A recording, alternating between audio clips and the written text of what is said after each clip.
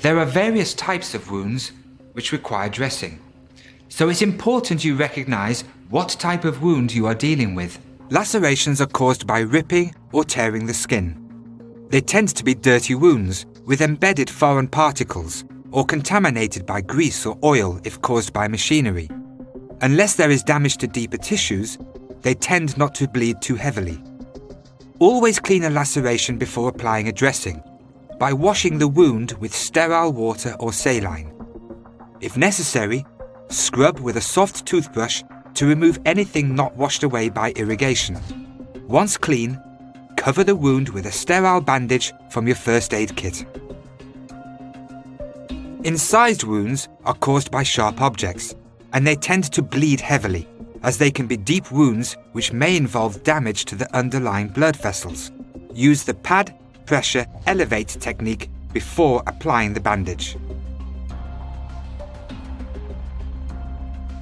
If an embedded object is still present, do not remove it. You do not know what damage has been done internally, and the object may be applying pressure to a damaged artery and stopping the bleeding.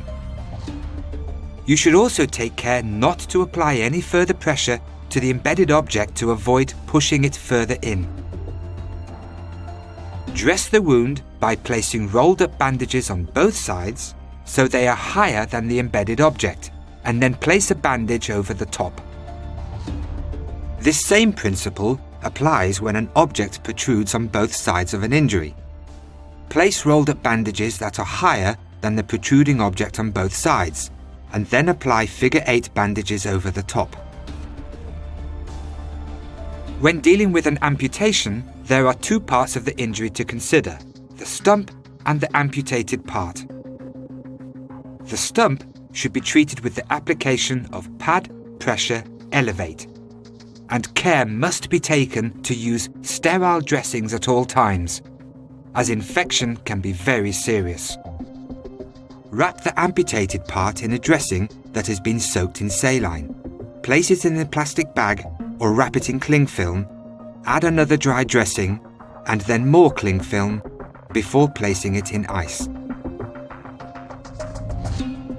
Do not put the amputated limb directly onto ice, as this can damage the tissues and may mean it cannot be reattached. Lastly, you should clearly label what's in the package and make sure it goes with the casualty when they are evacuated to hospital. An abrasion removes the top layer of the skin and may involve capillary damage. Make sure the wound is clean and apply a dry dressing. A contusion, also known as a bruise, involves capillary damage without breaking the skin and is caused by blunt trauma.